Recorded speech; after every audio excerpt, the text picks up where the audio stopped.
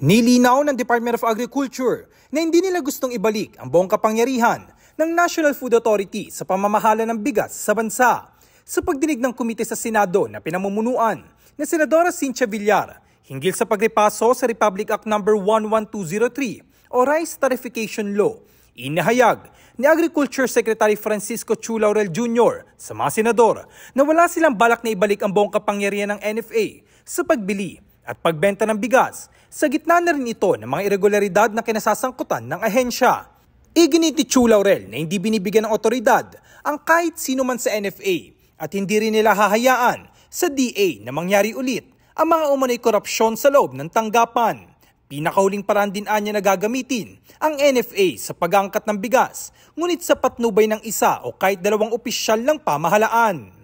The real intention is not to give full power back to the NFA, but use NFA lang as a conduit to operationalize certain moments of intervention, maybe once or twice a year, but not through the authority of anybody in NFA. Ang sinasabi namin is kung pwedeng ibigay ang authority sa DA Secretary, kasi tama, mas maganda ho kasi actually kay Presidente ho, di ba? I mean, I agree with you.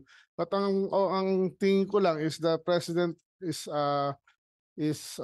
very busy with so many things that baka maging ang reaction is late, and kami sa DA monitor namin to araw-araw, and we can technically foresee or kung ano mangyayari and act accordingly. But not naman to na papabayaan natin yung, ayoko rin ho mangyari yung nabanggit niyo dati sa NFA, pati ho ako allergic dyan. Samantala, inirekomenda ni Senadora Amy Marcos na bumuo ng Presidential Commission on Rice Sufficiency. Ito'y sa kawalan na rin anya ng tiwala ng mga mambabatas at mga magsasaka sa mandato ng NFA na pamahalaan ng bigas dahil sa umano'y korupsyon. Bagay na kinatigan ng Department of Agriculture na gamitin ng DA, Department of Trade and Industry at dagdag ang National Price Council sa pagbili, pagbenta at pagtiyak ng mababa ang presyo ng bigas. Kasi walang-wala ng tiwala ang sino man mambabatas dito sa Senado at gayon din ang mga magsasaka. Basta pinakialaman ng NFA, sad to say, may kababalaghan. Kaya kung maaari, yung DA, DTI, pakialaman na rin ng NFA, Kadiwa, FTI, total sila rin ang magkakalat niyan. Pwedeng task force, pwedeng commission, pero hindi naman kailangan nasa pang-araw-araw na pagtatakbo ang Pangulo ang makikialam. Maari naman yung ating kagawaran mismo ang tututok dyan. Emergency lang po, wag lang NFA kasi naririnig pa lang namin, nangangatog na yung tuhog namin. Madam Chairperson, ganun din ho ang posisyon namin actually sa DA.